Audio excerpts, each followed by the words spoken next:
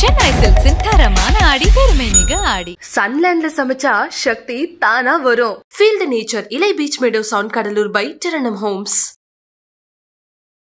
நீங்கள் 15 வருஷமாக இந்த ஃபீல்டில் இருக்கீங்க சார். நீங்கள் பார்த்ததுலேயே ரொம்ப மோசமானவங்க, இவர் இவ்வளோ படிச்சிருக்காரு ஆனால் இந்த மாதிரியெல்லாம் வந்து தப்பு பண்ணிவிட்டு இங்கே வந்திருந்தாங்க, அந்த மாதிரிலாம் யாராச்சும் இருக்காங்க? அந்த மாதிரினா நான் தான் எனக்கு தெரிஞ்சு என்ன மாதிரி நான் ஒருத்தரும் இது வரைக்கும் பார்க்கல. ஏன்னா எனக்கு வந்து க்ரானிக்கல் அடிக்ட். நான் எப்படி சொல்கிறதுன்னா, நீங்கள் ஒரு யூரின் கொடுக்குறீங்க, இது புது சரக்கு அப்படின்னு, நான் அதை கூட குடிச்சிடுவேன். அந்தளவுக்கு க்ரானிக்கல் அடிக்ட்டு. அதே மாதிரி நான் மனைவி தாலி அறுத்துன்னு போய் குடிப்பேன். வீட்டில் பார்த்தீங்கன்னா எங்கள் அப்பா ரயில்வே, அம்மா வந்து ஃபினான்ஷியரு. ஆனால் நான் வந்து ரோட்டில் தான் இருப்பேன், ரோட்டில் தான் படுப்பேன். வீட்டில் சேர்க்க மாட்டாங்க.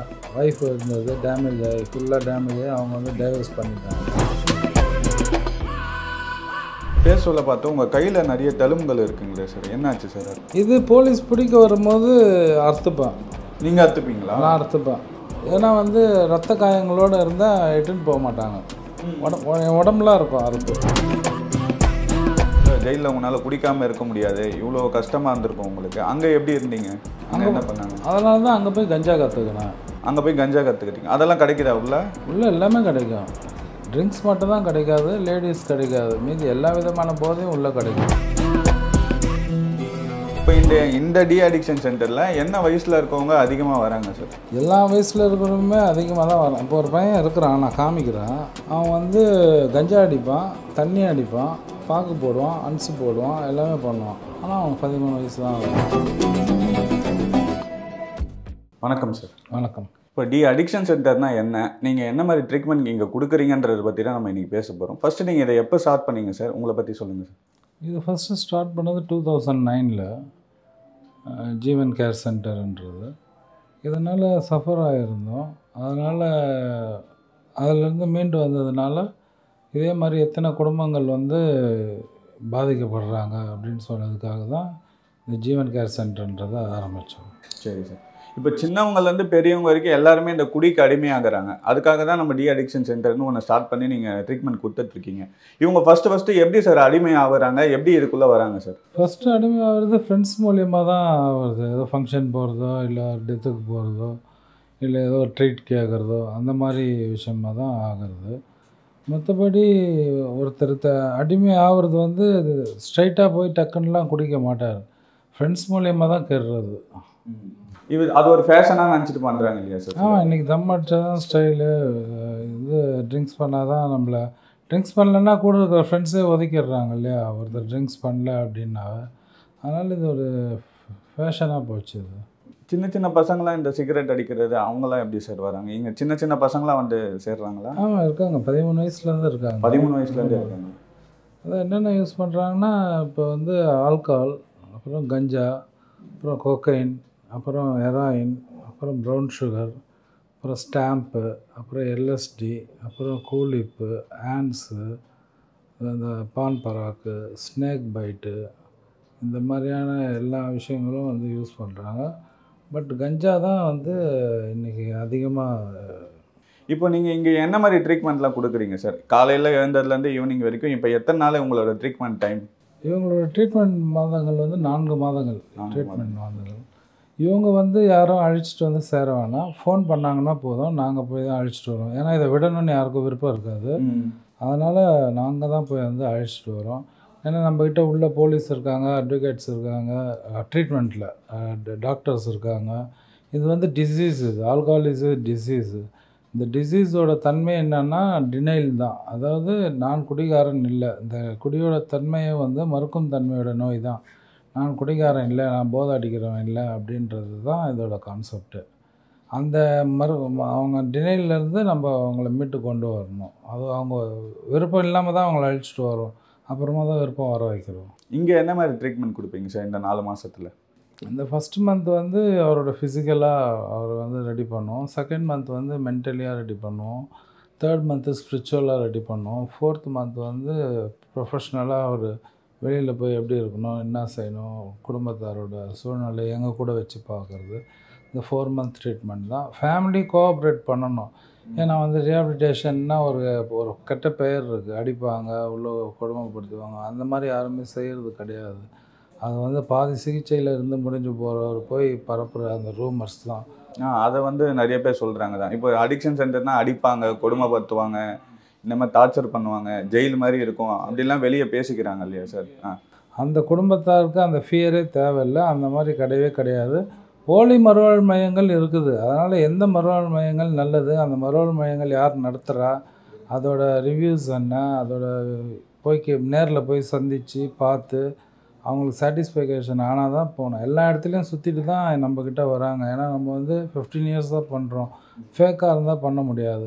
சார் இப்போ நீங்கள் சொன்னீங்க இங்கே இருக்கவங்களாம் இங்கேருந்து நாங்கள் ஒரு காலத்தில் குடிகாரங்களாக இருந்தோம், அப்புறம் திரும்பி மாறி வந்திருக்கோன்னு சொல்லியிருக்கீங்க. இங்கே நீங்கள் குடிகாராக இருக்க சொல்ல என்னென்ன மாதிரி ஸ்ட்ரகிள்ஸ்லாம் ஃபேஸ் பண்ணீங்க சார்? நீங்கள் எப்படி தெரிஞ்சுனீங்க? அதாவது பார்த்தீங்கன்னா 24 ஹவர்ஸ், அதாவது ஆரம்பத்தில் ஆரம்பித்தது தான். ஏதோ ஒரு ஃபங்க்ஷனோ ஒரு மேரேஜோ அந்த மாதிரி ஆரம்பித்து அதுக்கப்புறம் அந்த கிரேவிங் வந்து வாரமாக மாறுச்சு. வாரம் ஆனால் குடிக்கலாம் அப்படின்னு. அப்புறம் தினமும் மாறுச்சு. ஆனால் நைட்டு மட்டும் சாப்பிட்லாம் அப்படின்னு.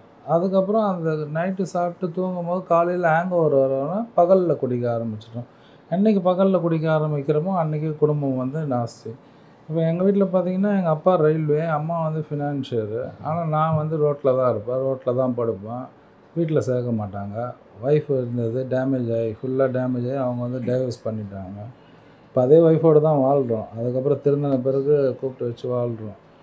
இப்போ இப்படிலாம் இருக்கும்பொழுது அன்றைக்கி இந்த மாதிரி ரீஹாபிலிட்டேஷன் கிடையாது. என்னை வந்து ஜெயிலுக்கு தான் அனுப்புவாங்க. ஏதோ ஒரு கேஸ் போட்டு ஜெயிலுக்கு அனுப்புவாங்க. அப்புறமா 2006 வந்து ஜட்ஜு எனக்கு வந்து ரீஹாபிலிட்டேஷன் வந்து அவங்க ரெஃபர் பண்ணி அனுப்பிச்சி விட்டாங்க. அது உள்ளே போயிட்டோன்னா அங்கேருந்து அந்த ஸ்பார்க்கு மேலே எப்போ இருந்து கடவுள் கொடுத்தாரு தெரில, அங்கேருந்து ரிலீஃப் ஆகி வந்து நம்மளை மாதிரி எத்தனை பேர் இருக்காங்க. அப்போ இவ்வளோ நாள் நம்ம எவ்வளோ பண்ணியிருக்கிறோம். அப்போ இந்த மாதிரி எத்தனை ஃபேமிலி, ஒரு தெருவில் ஒருத்தராவது இருப்பாங்க இந்த மாதிரி அப்படின்னு சொல்லிட்டு இது நம்மளும் நடத்தணும், நம்மளும் நடத்தி இது குடி இல்லாத ஒரு இதுவாக ஆக்கணுன்றதுக்காக தான் நம்ம ஸ்டார்ட் பண்ணுவோம். இப்போ உங்கள் ஃபேமிலிலாம் பார்த்தீங்கன்னா சென்ட்ரல் கவர்மெண்ட்டில் அப்பா ஒர்க் பண்ணுறாரு, இவ்வளோ டீசெண்டான ஃபேமிலி இருக்க சொல்ல நீங்கள் எப்படி சார் இந்த குடிக்கு அடிமையாகி இப்போ ஒரு வீட்டில் இவ்வளோ பேர் இருக்காங்கன்றதே மறந்துட்டு ரோட்டில் அளவுக்கு குடிச்சிட்டு படுக்கிற அளவுக்கு இருந்திருக்குது. அதான் எப்படி பாதிக்கப்படுது? பொண்டாட்டி போகிற அளவுக்கு குடிச்சாச்சு. ஏன்னு கேட்டிங்கன்னா வந்து வெளியில் இருக்கும் பொழுது தான் இது நம்ம என்ன சொல்லுவோம், இது ஒரு பழக்கம். நான் சும்மா ஜாலிக்காக குடிக்கிறேன், நான் நாளைக்கு நினச்சா விட்டுருவேன், மாலை போட போகிறேன் விட்டுற போகிறேன், அப்புறம் வேலை ஒரு இடத்துல சேர்த்து கேட்டிருக்கேன் விட்டுற போகிறேன். இப்படி தான் வெளியில் நீங்கள் உங்களை மாதிரியான நார்மல் பர்சன் இதே மாதிரி தான் நாங்களும் வந்து பேசிகிட்டு இருந்தோம். பட் ஆனால் அது உண்மை கிடையாது. அது வந்து ஃபுல் குடிகாரோட டைலாகே அதுதான். அதாவது சொல்கிறேன்ல, இந்த நோயோட தன்மை டினைல் தான். நான் குடிகாரன் இல்லை அப்படின்னு ஒத்துக்கவே மாட்டான். நான் குடிகாரன் ஒத்துக்கவே மாட்டேன். பாதிக்கப்பட்டிருக்கிறது அவங்களுக்கே தெரியும். ஆமாம். இப்போ வந்து என் ஃபேமிலி அந்த மாதிரி இருந்ததுன்னா என் ஃபேமிலியை இரிட்டேட் பண்ணுறதுக்காகவே நான் பண்ணுவேன். ஏன்னா எனக்கு குடி வேணும், குடிக்காக நம்ம எது வேணாலும் செய்வேன். அப்போ வந்து இது எனக்கு டிசீஸ்னால் நான் வேணும்னே செய்யலை. இது டிசீஸ் வந்து அப்படிலாம் செய்ய வைக்கும். நீ இதெல்லாம் பண்ணோம் அப்படி இதெல்லாம் யார் குடிக்காக என்ன வேணாலும் செய்யலான்னு சொல்லி செய்ய வைக்கும். இந்த அக்கேஷ்னல் சொன்னேன் இல்லையா, அக்கேஷ்னல், ப்ரொஃபஷ்னல், பெஞ்சு, சோஷியல், ப்ராப்ளம். இந்த அக்கேஷ்னல் தான் நான் இருந்தேன். அப்புறமா தான் ப்ராப்ளத்துக்கு வந்தேன். மறுபடியும் ப்ராப்ளத்துலேருந்து நான் மறுபடியும் அக்கேஷ்னல் போக முடியாது. மறுபடியும் போய் நான் கொஞ்சமாக சாப்பிட்டுக்கிறேன் அப்படின்லாம் இருக்கவே முடியாது. நல்ல ஃபேமிலியாக இருந்தால் கூட அது வந்து இந்த நோய்க்கு தெரியாது. இவங்க வந்து சென்ட்ரல் கவர்மெண்ட் ஸ்டாஃப், இவங்க வீட்டுக்கு இந்த நோய் போகக்கூடாது, இவர் போலீஸ், இவரை தாக்கக்கூடாது அப்படிலாம் தெரியாது. இந்த டிசீஸ் யாருக்கு வேணாலும் வரலாம். இப்போ நீங்கள் நிறைய டைப் சொன்னீங்களா சார்? இந்த மாதிரி டைப்பில் எந்த டைப்ஸ் வந்து நிறைய பேர் இங்கே வந்து அட்மிட் ஆகுறாங்க சார்? மேக்ஸிமம் சோஷியல் ட்ரிங்கர்லேயே வந்துடுவாங்க. ஆனால் இங்கே வர வேண்டிய ஆட்கள் வந்து பார்த்திங்கன்னா ஆரம்ப ஸ்டேஜ்லேயே வந்துட்டாங்கன்னா நல்லது. ஆனால் குடிக்கிறவங்கள தான் ஆரம்ப ஸ்டேஜில் கண்டுபிடிக்க முடியும். மற்றபடி இந்த கஞ்சா அடிக்கிறது, டேப்லெட்ஸ் போடுறது, இன்ஜெக்ஷன் ஏற்றுறது, எல்எஸ்டி சாப்பிட்றது, ஸ்டாம்ப் சாப்பிட்றது, ஸ்னேக் பைட் சாப்பிட்றது, கொக்கைன் அடிக்கிறது, ஹெராயின் அடிக்கிறது, ப்ரௌன் சுகர் அடிக்கிறதுலாம் கண்டுபிடிக்க முடியாது. இதில் வந்து வளர மாட்டாங்க, வாய் வந்து வளராது, ஸ்மெல் வராது, அவங்களோட ஆக்டிவிட்டீஸ் வந்து எந்த சேஞ்சஸுமே இருக்காது. அவங்கள கண்டுபிடிக்க முடியாது. அது நம்ம இங்கே வந்தால் தான் நம்ம கண்டுபிடிக்க முடியும். ஏன்னா நம்ம பிஹேவியரல் சிம்டம்ஸ் கூட எடுத்துக்கிறோம். அதாவது எந்த போதையும் எடுக்க மாட்டான், ஆனால் வீட்டில் வந்து அமக்கலம் பண்ணுவான், எனக்கு பைக் வாங்கி கொடு, எனக்கு காசு கொடு அப்படின்னு. வீட்டுக்கு அடங்காதவங்கள கூட நம்ம இங்கே வந்து சேர்க்குறோம்.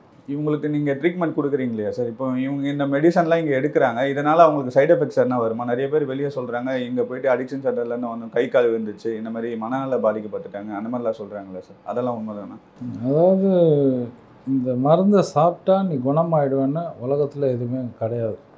இது நான் தான் எடுத்தேன், நான் தான் விடணும். அதுக்கு உண்டான விருப்பத்தை ஜீவன் கேர் கண்டிப்பாக செஞ்சிடும். ஏன் சொல்கிறேன்னா, அவர் வெளியில் போய் த்ரூ அவுட் அவர் லைஃப் லாங் அவர் கூட நாங்கள் ஃபாலோஅப்பில் இருப்போம், நாங்கள் ஜீவன் கேர் இருக்கிற வரைக்கும்.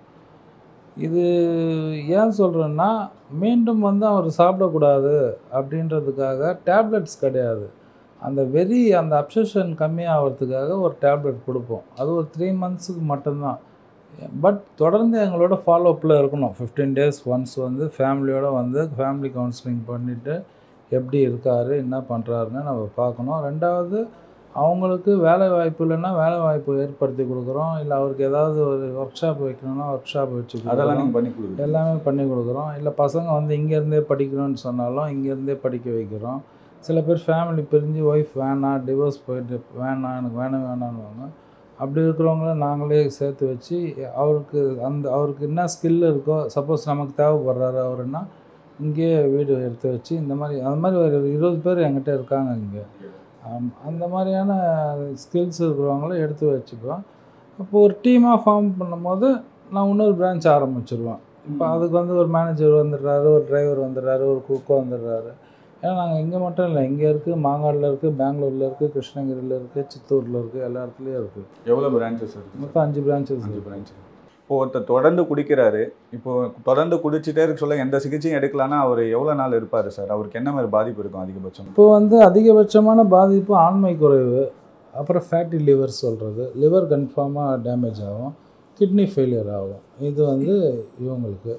பெண்களுக்கு மார்பக புற்றுநோய் வரும், அவங்களுக்கு குழந்தை பருவம் வந்து இருக்காது. இந்த மாதிரியான விஷயங்கள் 2 பேருக்கும் வரும். நீங்கள் 15 வருஷமாக இந்த ஃபீல்டில் இருக்கீங்க சார். நீங்கள் பார்த்ததுலேயே ரொம்ப மோசமானவங்க, இவர் இவ்வளோ படிச்சிருக்காரு ஆனால் இந்த மாதிரியெல்லாம் வந்து தப்பு பண்ணிவிட்டு இங்கே வந்திருந்தாங்க, அந்த மாதிரினா யாராச்சும் இருக்காங்களா? அந்த மாதிரினா நான் தான், எனக்கு தெரிஞ்சு என்ன மாதிரி நான் ஒருத்தரை இது வரைக்கும் பார்க்கல.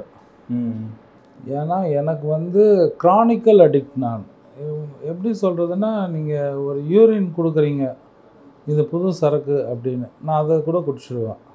அந்தளவுக்கு பிளைண்டாக நம்பிடுவாங்க சரக்கு வேணும். அது ஆமாம். அந்த க்ரானிக்கல் அடிக்ட்னா கடைசி கட்டம் ரோடு தான், வீடு கிடையாது. அப்போது எனக்கு இது கொடுத்தா போதை வரும் அப்படின்னு சொன்னால் நான் குடிச்சிடுவேன். அந்தளவுக்கு க்ரானிக்கல் அடிக்ட்டு. அதே மாதிரி நான் மனைவி தாலி அறுத்துன்னு போய் குடிப்பேன், அப்புறம் வண்டிங்களை வந்து திருடுவேன், அப்புறம் ராப்ரி பண்ணுவேன், அதுக்கப்புறம் மிரட்டுறது, ஏரியாவில் மாமூல் வாங்குறது, இதெல்லாம் பண்ணோம். எப்போ பண்ணோன்னா, நார்மல் இந்த சோஷியல் ட்ரிங்கராக இருக்கும் போது மட்டும்தான் பண்ண முடியும். ப்ராப்ளம் ட்ரிங்கரில் இது யார்கிட்டெல்லாம் என்னென்ன பண்ணணும், இவங்க எல்லாருக்கிட்டையுமே அடி வாங்கினேன். ஏன்னா நம்மளை வந்து ஒரு மென்டல் மாதிரி பார்க்க ஆரம்பிச்சிட்டாங்க. நம்ம வந்து ரோபோ மாதிரி நடக்கிறது அப்படி தான் ஆகிடும் லாஸ்ட் சுச்சுவேஷன். அந்த காலையில் சரக்கு போட்டால் மட்டும்தான் ஃபாஸ்ட் ஆக்டிவிட்டீஸ் இருக்கும், இல்லைன்னா ரோபோ மாதிரி நடக்கிறது. எத்தனை பேரெல்லாம் நான் அடித்து துன்புறுத்தணுன்னா கடைசியில் அவங்க எல்லாருக்கிட்டையுமே நான் அடி வாங்கினேன். அதுதான் இந்த நோயோட தன்மை. ஏன்னா அவ்வளோ டீசெண்டாக இருந்து ஃபஸ்ட்டு ஏசி பாரில் தான் நான் குடிப்பேன், ஏசி பாரில் தான் குடிப்பேன், 555 சிகரெட் தான் அடிப்பேன், பார்லேயே தான் இருப்பேன், பீர்லேயே தான் டைட் ஆகும். ஆனால் கடைசி கட்டம் யாரோ வச்சுட்டு குடிச்சிட்டு போன கிளாஸை கழுவி அதில் குடிச்சிட்டு தான் வருவேன். ஏன்னா அந்த கிளாஸ் வாங்க காசு கிடையாது, வெறும் இதுக்கு காசு சேர்க்கறதுக்கே படாத பாடு பாடணும். அப்போ யாரோ வச்சுட்டு குடிச்சிருந்த கிளாஸில் தான் எனக்கு தெரியும். இப்போ உள்ளே தான் எனக்கு வந்து புரிய வச்சாங்க, அப்போ எங்கே எங்கே வந்து எந்த நிலையில் இருக்கிற. இதனால் எங்கள் அம்மா போகாத கோயில் இல்லை, போகாத ஜோசியக்காரர் இல்லை, போகாத வந்து குறி கேட்குறவங்க இல்லை. என் மனைவி எவ்வளோ முயற்சி எடுத்து பார்த்தாங்க, அப்புறம் ஒரு கட்டத்தில் அவங்களால முடியல, அவங்க போயிட்டாங்க. ஆனால் தொடர்ந்து எங்கள் அம்மாவும் எங்கள் அப்பாவும் வந்து எங்கேயாவது ஒரு இடத்துல வந்து ரிலீஃப் கிடைக்கும் அப்படின்னு சேர்த்து தான் ஒரு இடத்துல சேர்த்தாங்க. அங்கே அந்த ஸ்பார்க் வந்து அதிலேருந்து விட்டேன். அதனால் ஃபேமிலிக்கு என்ன சொல்கிறேன்னா, அந்த பயம் வேண்டாம். இந்த மாதிரி ரியாப்னா அடிப்பாங்க, ரியாப்னா கொடுமைப்படுத்துவாங்க, அவருக்கும் நமக்கும் எந்த தகராறுமே கிடையாது, அவர் யாருன்னே நமக்கு தெரியாது. இந்த ஸ்ட்ரிக்டாக வச்சுருக்கோம், ஒருத்தர் பேசக்கூடாது. ஏன்னா நம்பர் ஷேரிங் பண்ணிப்பாங்க, வீட்டு அட்ரஸ் ஷேரிங் பண்ணிப்பாங்க. இப்போ வந்து இந்த கால் பின்னாடி கூட நம்பர் எழுதி போவாங்க, ஏன்னா ஃபுல் செக்கிங்கில் தான் அனுப்புவோம், ஃபுல் செக்கிங்கில் தான் போவோம். இப்போ நான் ஜெயிலில் இருக்கும்போது எங்கள் அப்பா வந்து காசு கொடுப்பார். அப்போ நான் சொல்லும்போது சென்ட்ரல் ஜெயிலில் இருக்கும்போது எனக்கு பாதி வாழ்நாள் பூரா ஜெயில் தான். எவ்வளோ நாள் சார் நீங்கள் சென்ட்ரல் ஜெயில்? எனக்கு 3 months 6 months குண்டாஸு எல்லாம் மிஸ் ஆகும். இது எல்லாமே போட்டு ஆம்ஸ் ஆக்ட்டு எல்லாமே போட்டிருக்கேன். எனக்கு இன்றைக்கி வரைக்கும் வாக்கி டாக்கி ஏசி ஆஃபீஸ் போகிறேன், கமிஷனர் ஆஃபீஸ் போகிறேன், அந்த வாக்கி டாக்கி சவுண்டே தான் எனக்கு வாழ்நாளில் ஒழிச்சிக்கிட்டே இருக்கும். அப்போ வந்து எங்கள் அப்பா கொடுக்கும்போது என்ன பண்ணுவாருன்னா, காசு கொடுத்தாருன்னா நான் அந்த லுங்கி கீழே மடிப்பு இருக்கு இல்லையா, அந்த மடிப்பில் சொருவி தான் வைப்பேன். ஏன்னா நான் அங்கேருந்து பிளாக் போகிறதுக்குள்ளே அந்த 300 ரூபாயில் வந்து ஒரு 150 ரூபா போயிடும். அங்கே இருக்கிற வார்டனுக்கு கொடுக்கறது, போலீஸ் கொடுக்கறது, அந்த மாதிரி இங்கே அந்த மாதிரி ஏன் சொல்ல வரேன்னா அந்த அளவுக்கு செக் பண்ணணும். பேண்ட்டு கழட்டிட்டு அதை உள்ளே எழுதி வச்சுருப்பாங்க நம்பர். ஏன்னா வந்து உள்ளே வந்து இங்கே இருக்கவங்களா சார்? ஆமாம். இது எப்படின்னா நம்மக்கிட்ட இருந்து உள்ளே பேப்பரோ பென்னோ போகாது. அவங்கக்கிட்ட பேப்பர் பென் போகிறதுக்கு வாய்ப்பே இல்லை. அவங்க பேக்கில் எதாவது வந்துடுது இல்லையா, அப்படி பண்ணுறது. இல்லைன்னா பைகாட் பண்ணி வச்சுக்கிறது. போயிட்டு வந்து இவன் போய் ஒரு 4 பேரை கெடுத்து விட்டு போயிடுவான். உங்கள் வீட்டில் அடிக்கிறாங்க, அப்படி பண்ணுறாங்க அப்படின்னு சொன்னாங்க. இப்போ ஃபேமிலி என்ன பண்ணுவாங்க, நம்பிடுவாங்க. ஆனால் வந்து இப்போ ஸ்ட்ரிக்டாக சொல்லி தான் எடுக்கிறோம். இப்படி தான் இருக்கும், இந்த மாதிரி ஃபோன் கால்ஸ் வரும். சில பேர் அவங்க வீட்டிலே போய் ஃபேமிலி மேலேயே கை வைக்கிறவங்க கூட இருக்கிறாங்க. ஏன்னா வந்து இவங்க விஷயத்தெல்லாம் கேட்டுட்டு எல்லாத்தையும் கேட்டுட்டு, இல்லை உங்கள் வீட்டுக்கார் இவ்வளோ காசு வாங்கிட்டு வர சொன்னார், நகை வாங்கிட்டு வர சொன்னார் அப்படின்னு ஏமாத்துறவங்களும் இருக்காங்க. அதனால் ஒருத்தர் பேசக்கூடாது. ஃப்ரீ டைமில் பேசிக்கலாம், அவ்வளோதான். இது வந்து ரயில் ஸ்நேகம் மாதிரி தான். இங்கே வரியா, ட்ரீட்மெண்ட் முடிஞ்சியா, உனக்குன்னு ஒரு வாழ்க்கை இருக்குது, உனக்குன்னு ஒரு மனைவி பிள்ளைகள் இருக்காங்க, உனக்குன்னு ஒரு கல்யாணம் ஆகணும், உனக்குன்னு பசங்க இருக்காங்க, இதை பார்த்துட்டு போகணும். இது ஸ்டான்லி ஹாஸ்பிட்டலில் ஜிஹெச்ஓ கிடையாது. அடிபட்டுடுச்சு அடிக்கடிக்கு வந்து மருந்து போடுறதுக்கு ஒரு தடவை வர்றதே அசிங்கம். சரி வந்து தான் ஆகணும். ஏன்னா வெளியில் வந்து இது நோயின்றது எனக்கு தெரியாது. குடும்பத்தாருக்கு வந்து இது அசிங்கம் பார்க்காம சேர்க்கணும். இந்தியா முழுவதும் இல்லை, தமிழ்நாடு முழுவதும் ஃபுல்லாகவே நம்ம 24 மணி நேரம் குடிகாரங்களுக்காகவும் போதை எடுக்கிறவங்களுக்காக தான் உழைக்கிறோம். அப்போ ஜெயிலில் வந்து உங்களால் இவ்வளோ வெளியே நீங்கள் ஜாலியாக குடிச்சிட்டு இருக்க சொல்ல, ஜெயிலில் உங்களால் குடிக்காமல் இருக்க முடியாது, இவ்வளோ கஷ்டமாக இருந்திருக்கும் உங்களுக்கு. அங்கே எப்படி இருந்தீங்க? அங்கே என்ன பண்ணாங்க? அதனால தான் அங்கே போய் கஞ்சா கற்றுக்கினேன். அங்கே போய் கஞ்சா கற்றுக்கிட்டீங்க? அதெல்லாம் கிடைக்குதா உள்ள எல்லாமே கிடைக்கும். ட்ரிங்க்ஸ் மட்டும்தான் கிடைக்காது, லேடிஸ் கிடைக்காது, மீதி எல்லா விதமான போதையும் உள்ளே கிடைக்கும். அப்போ நாங்கள் இருந்த பீரியடில் பால் மாதிரி வந்து விழும். ரிப்பன் பில்டிங் ஸ்ட்ரைட்டாக இருந்து எங்கள் பிளாக் வந்து 11th பிளாக்கு, அங்கே வந்து விழும். வெளியிலேருந்து அடிப்பான். அந்த உள்ளே இருக்கும் கஞ்சா, அது மேலே கவர் போட்டு அந்த ரப்பர் டியூப் கட்டி அப்படி கட்டி 1 2 3 4 இந்த டைமிங் கரெக்டாக சொல்லிட்டு போயிடுவோம். அது ஒன்று வார்டன் கையில் போயிடுச்சுன்னா எடுத்துன்னு போயிட்டு அங்கே அவர்கிட்ட காசு கொடுத்துட்டு எடுத்துகிட்டு வரணும். அவரும் காசு கொடுத்துறா? அவர்கிட்டையும் காசு கொடுத்தா தான் தருவார். இந்த வட சென்னையில் காமிக்கிறாங்களே, அது அந்த ஜெயில் செட்டப் தான், அது அப்படியே ஒரிஜினல் தான். அப்போது உள்ளே வந்து எல்லா பிளாக்லையுமே கஞ்சா அடிப்பாங்க. எல்லா பிளாக்குமே புகை மண்டலமாக தான் இருக்கும். ஒரு பிளாக் கூட வந்து நார்மலாக இருக்காது. விஐபி பிளாக் மட்டும், டேக்ஸ் பெய்டு பிளாக் மட்டும் டீசெண்டாக இருக்கும். இந்த டாக்டர்ஸ் இருக்காங்க, சர்ச் ஃபாதர்ஸு, இல்லை பெரிய ஆளுங்க, இந்த மாதிரி அதை பண்ணிட்டு வராங்க. அவங்களுக்குலாம் விஐபி பிளாக் இருக்குது. அவங்களுக்கு மட்டும் ஃபேனு, டிவி எல்லாம் உண்டு. அப்போ வந்து எங்களுக்கு ஃபேன்லாம் கிடையாது. இப்போ தான் ஃபேனு, டிவிலாம் இல்லை. அப்போது வந்து வெறும் பொதிகை மட்டும்தான் வரும், ஃபேன்லாம் கிடையாது. ஒரு பிளாக்கில் 120 பேர் இருப்போம், 2 டாய்லெட் தான். அப்படி தான் வந்து இருப்போம். காலையில் 5:30க்கு ஃபைல் ஓப்பன் பண்ணாங்கன்னா ஈவினிங் 6:30க்கு லாக்கப்பு. அது வரைக்கும் ஃப்ரீயாக சுற்றலாம், அவ்வளோதான். ஆனால் ஜெயிலுக்கு போயிட்டு வந்து திருந்தலாம் முடியாது. ஏன்னா புது திருடனுங்களாம் அங்கே நமக்கு ஃப்ரெண்ட் ஆவாங்க. கார் திருடுறவன், பேங்க்கு ஏடிஎம்மை கொள்ளடிக்கிறவன், இந்த மாதிரியான விதவிதமான திருடர்கள்லாம் நமக்கு ஃப்ரெண்ட்ஷிப் ஆவாங்க. அதனால் ஜெயிலுக்கு போய் வந்து எனக்கு போதை வந்து கஞ்சா எனக்கு கிடச்சிது, அதை நான் அடித்தேன். ஆனால் அது ஜெயிலோடு முடிச்சிக்கினேன். எனக்கு அது உடன்பாடு இல்லை, அது அந்தளவுக்கு பிடிக்கல. அதனால் ட்ரிங்க்ஸ்க்கு தான் நான் அடிக்ட் ஆனேன். இப்போ நீங்கள் அங்கேருந்து வெளியே வந்து திரும்பி இந்த அளவுக்கு இருக்கீங்க சார். இப்போ இந்த டி அடிக்ஷன் சென்டரில் என்ன வயசில் இருக்கவங்க அதிகமாக வராங்க சார்? எல்லா வயசில் இருக்கிறவங்களுமே அதிகமாக தான் வரான். இப்போ ஒரு பையன் இருக்கிறான், நான் காமிக்கிறேன். அவன் வந்து கஞ்சா அடிப்பான், தண்ணி அடிப்பான், பாக்கு போடுவான், அன்ஸு போடுவான், எல்லாமே பண்ணுவான். ஆனால் அவன் 13 வயசு தான் ஆகுது. 13 வயசு தான் ஆகுது. ரிட்டையர் ஆன பிறகும் வராங்க. ரிட்டையர் ஆகி அந்த பணத்தில் இப்போ பென்ஷன் பணம் வருது இல்லையா, அவருக்கு ஒரு கொடுக்குற பணம் அதில் அடிக்ஷன் ஆகிறவங்கள 60 வயசுல இருக்கவங்களும் இருக்காங்க. பட் 60க்கு மேலே எடுக்கிறது கிடையாது. அது ஓல்டேஜ் ஹோமாக ஆக்கிடுவோம். நம்ம ஓல்டேஜ் ஹோமாக வச்சுருக்கோம். இப்போ அதிக ஏஜ்னு பார்த்தீங்கன்னா 20 to 40 இவங்க தான் அதிகமாக. இப்போ நீங்கள் நிறைய பேர்கிட்ட இங்கே வரவங்ககிட்டலாம் பேசியிருப்பீங்களா சார்? என்ன ரீசனுக்காக அவங்க அடிக்ட் ஆகுறாங்க? எதுக்கு இந்த குடிக்கு அடிமையாக? பசங்க அடிக்ட் ஆகுறது லவ் ஃபெயிலியருக்காக ஆகுறது. இல்லைன்னா வந்து மதர் சிங்கிள் பேரண்ட்டாக இருந்தாங்கன்னா அவங்க வந்து வேறு யாரு கூட அஃபர் இருக்காங்க அப்படின்னும் போது அதை பார்த்து இவனுக்கு அவங்க மேலே கோவப்பட்டு அதனால் அடிக்ட் ஆகுறது. இது இவனோட இது. இந்த 30 to 40 வந்து ஒய்ஃப் மேலே சந்தேகப்படுறது, இல்லை ஒய்ஃப் தவறான சப்போஸ் இருக்காங்களா இல்லையானா அவருக்கு தான் தெரியும், நமக்கு தெரியாது. ஆனால் மேக்ஸிமம் அந்த மாதிரி இருக்கிறதுக்கான வாய்ப்புகள் குறைவு. பட் இருக்கிறதுக்கும் வாய்ப்பு அதிகமாகவும் இருக்குது. ஏன்னு கேட்டிங்கன்னா நான் வந்து என்னால் எந்த ஒரு உடல் ஃபிசிக்கல் ஆக்டிவிட்டீஸும் கொடுக்க முடியல, என்னால் ஃபினான்ஷியலாகவும் அவங்கள பார்த்துக்க முடியல, என்னால் அவங்கள டேக் கேர் பண்ணியும் ஒரு கேரிங்காகவும் பார்க்க முடியல போது அது வேறு ஒருத்தர் கொடுக்கும்போது கண்டிப்பாக இன்றைக்கி இருக்கிற பீரியடில் அது அப்படி போகிறதுக்கான வாய்ப்புகள் இருக்குது. அப்போது அது மனைவியை சந்தேகப்பட்டு இது பண்ணுறது, அப்புறம் வேலை இல்லைன்னு சொல்லிட்டு குடிக்கிறது, அதனால் என்னை யாரும் மதிக்க மாட்டுறாங்கன்னு சொல்லிட்டு குடிக்கிறது. இது எல்லாமே ஒரு காலத்தில் நீ நல்லவனாக தான் இருந்த, இந்த குடியை கற்றுக்கிட்டு இந்த போதையை எடுக்க ஆரம்பித்தோன்னே தான் உன்னோட பேர், அதாவது நான் குடிக்கிறதுனால என்னை சுற்றி 45 உறவுகள் பாதிக்கப்படுது. இப்போ உங்கள் பேர் கணேஷ்னு வச்சுக்கிட்டிங்கன்னா நீங்கள் ஒரு ட்ரிங்கரு, கணேஷ் வீடு எங்கே இருக்குதுன்னு கேட்டால் சொல்ல மாட்டாங்க. இப்போ பிரசாத் என் வீடு கேட்டால் சொல்ல மாட்டாங்க. இந்த நைட்டெல்லாம் குடிச்சிட்டு கத்தின்னு இருப்பானே அவன் வீடு எங்கே, மென்டல் மாதிரி சுற்றிட்டு இருப்பானே அவன் வீடு எங்கே அப்படின்னு கேட்டால் தான் எங்கள் வீடு உண்மையாலே எனக்கு லேண்ட்மார்க் அதுதான்.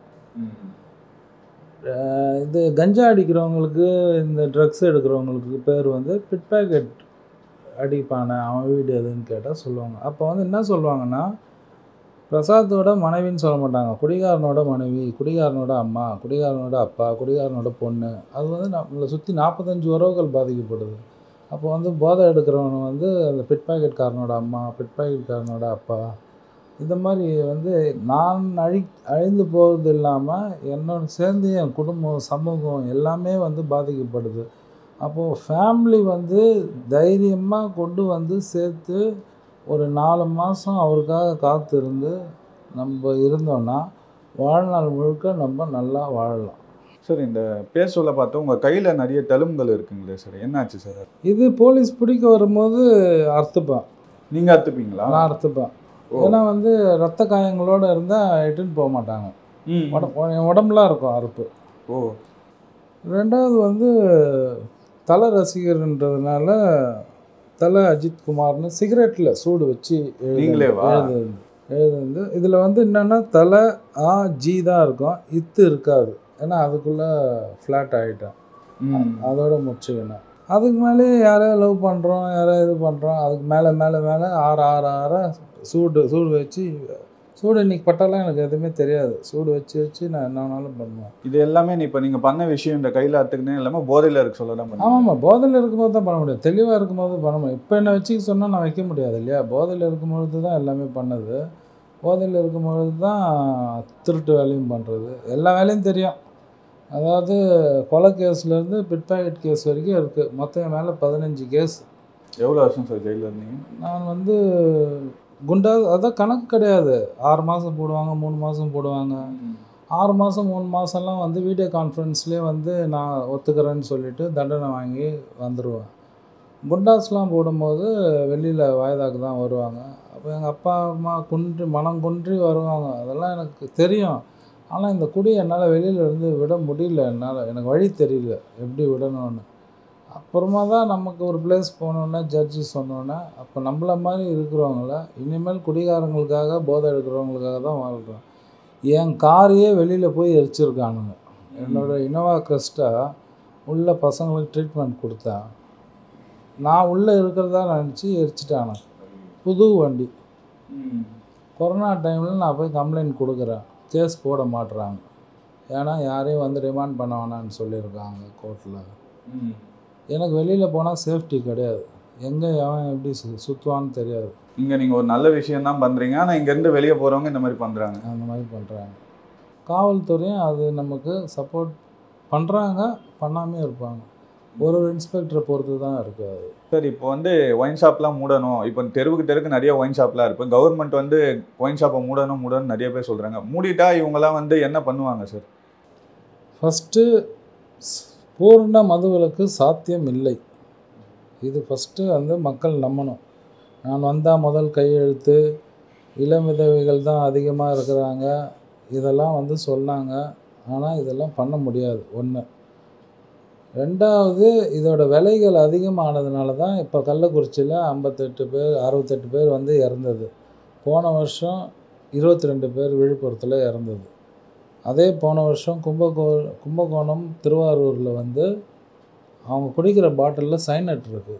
எப்படி வந்து வரும்? இப்போ வந்து அரசு தயாரிக்கிற மதுபானங்கள் தான் இது.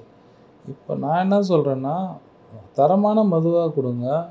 அந்த ரிலவெண்ட்டை உடைக்கலாம் நம்ம. அதாவது பார்ஸை கட் பண்ணலாம், ஏஜ் ரெஸ்ட்ரிக்ஷனை கொண்டு வரலாம், வீட்டில் தான் போய் குடிக்கணும்னு சொல்லலாம். இப்போது 12 to 10 தான் வந்து அவங்க வச்சுருக்காங்க timing. But round the clock வந்து 24 ஹவர்ஸும் சேல்ஸ் ஆகுது. புரியுது? அதை ஒரு பிஸ்னஸாக பண்ணுறாங்க. ஆமாம், இங்கே நடக்குது. நம்ம சென்டர் பின்னாடியே இருக்குது. எப்போ போனாலும் சருக்கு. இங்கே ஒரு ஒயின் ஷாப் இருக்குது. குவார்ட்ரு வந்து 200 கொடுத்துட்டாங்கன்னா அவங்க உள்ளே என்ன வேணாலும் சாப்பிட்டுக்கலாம்.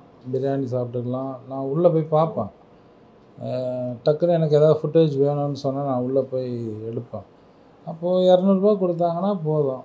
இப்போ வீரன்ற சரக்கு கொண்டு வந்திருக்காங்க. இதெல்லாம் வந்து சாத்தியம் கிடையாது. ரெண்டாவது, நீங்கள் கேட்டது வந்து பூர்ண மதுவிலக்கு சாத்தியமா அப்படின்னு கேட்டால் சாத்தியம் கிடையாது. ஏன்னா மறுவாழ்வு மையங்களை முதல் இன்க்ரீஸ் பண்ணணும். ரெண்டாவது, கவர்மெண்ட் மறுவாழ்வு மையங்கள் இன்க்ரீஸ் பண்ணால் அதுக்கு சாத்தியம் கிடையாது. ஏன்னு கேட்டிங்கன்னா, கவர்மெண்ட்டில் வார்ட் பாயை வாங்கி கொடுத்துருவான். புரியுதுங்களா? அவன் எல்லாமே அவன் காசு கொடுத்தா அவன் எல்லாமே செஞ்சுருவான். இப்போ இவங்க என்ன பண்ணலான்னா, அங்கங்கே வந்து சமூக நலக்கூடம் இருக்குது இல்லையா? இப்போ அங்கங்கே வந்து மக்கள் நல பணியாளர்களை வச்சு, அங்கன்வாடி மையங்களை வச்சு அங்கே வந்து நம்ம கரெக்ட் பண்ணலாம்.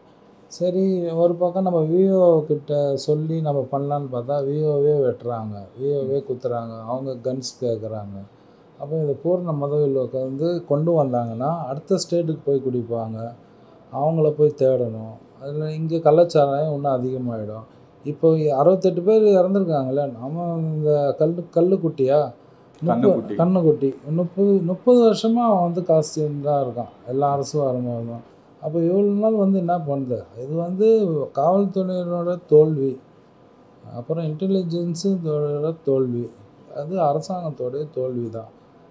பூர்ண மதுவிலக்கு கொண்டு வந்தால் கஞ்சா இன்னும் அதிகமாகிடும், இன்னும் கள்ளச்சாராயம் வீட்டுக்கு காசு ஆரம்பிச்சிடுவாங்க.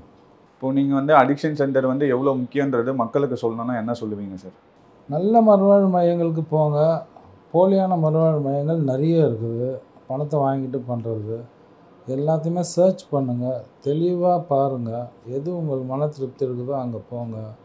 ஏன்னா வந்து சில இடத்துல போனால் நிறைய இடத்துல அடித்து கொண்டுட்டாங்க, அந்த மாதிரி பண்ணிட்டாங்க, அந்த மாதிரிலாம் இருக்குது. அதெல்லாம் வந்து பார்த்து பண்ணலாம். இல்லைன்னா நம்மளே நாடலாம். ஜீவன் கேர் சென்டர் இருக்குது, சென்னை டி அடிக்ஷன் சென்டர் இருக்குது. எல்லாமே உங்களுக்கு ஸ்க்ரீனில் நம்பர் வரும்போது பார்த்து தெரிஞ்சு எங்களை கூப்பிட்டிங்கன்னா 24 மணி நேரமும் தமிழ்நாடு முழுவதும் எங்கே வந்தாலும் நாங்கள் வந்து கூட்டிகிட்டு போவோம். அதனால் நம்ம கணவரை பிரிஞ்சு எப்படி இருக்க முடியும்? இவர் இல்லைன்னா வந்து நமக்கு வருமானம் இல்லை, கொஞ்ச நாள் கஷ்டப்பட்டு தான் ஆகணும், அதனால் சேர்த்து தான் ஆகணும். அதே மாதிரி பசங்களை தனி ரூமில் விடாதீங்க. தனியாக தூங்கிட்டே இருக்கானா வாட்ச் பண்ணுங்கள். வீட்டுக்கு நைட்டு லேட்டாக வரானா கேளுங்க. இதெல்லாம் கேட்டால் தான் வந்து அவன் போதை எடுக்கிறானா என்ன பண்ணுறான்றது தெரியும். அதனால் இது வந்து வெக்கப்படுற விஷயம் கிடையாது. நம்ம குடும்பத்தோடு வந்து சந்தோஷமாக இருக்கணும்னா ஒரு 4 மாத காலங்கள் பிள்ளையை விட்டோ, கணவரை விட்டோ, அப்பாவை விட்டோ, அண்ணனை விட்டோ, தம்பியை விட்டோ இருந்தால் தான் ஃப்யூச்சரில் நல்லா இருக்க முடியும். ஏன் சொல்கிறேன்னா, இன்றைக்கி நம்ம யாருமே ஒழுங்கு கிடையாது. God is only perfect. நீங்களும் நானும் ஒழுங்கே கிடையாது. மேலே நல்ல துணி போட்டிருக்கோம், உள்ளே எவ்வளோ பெரிய கேடின்னு நமக்கு மட்டும்தான் தெரியும், மற்றவங்களுக்கு யாருக்குமே தெரியாது. அதனால் நான் செதுக்கி கொண்டு நான் மாற்றிக்கிட்டு எனக்குள்ளே நான் ஒரு ரவுண்டு வளையம் போட்டு நான் அதுக்குள்ளே வந்து வாழணும். அதனால் எல்லா வித போதைக்கான ட்ரீட்மெண்ட்டும் நான் கொடுக்குறேன். அதனால் எந்த ஊரில் இருந்தாலும் சரி, கடல் கடந்து இருந்தாலும் சரி, நம்ம அவரை அழைச்சிட்டு வந்து ட்ரீட்மெண்ட் பண்ணலாம். சென்னை சில்க்ஸின் தரமான ஆடி பெருமை மிக ஆடி. சன்லேண்ட்ல சமைச்சா சக்தி தானா வரும். ஃபீல் தி நேச்சர் இலை beach meadow sound Cuddalore by டிரனம் ஹோம்ஸ்.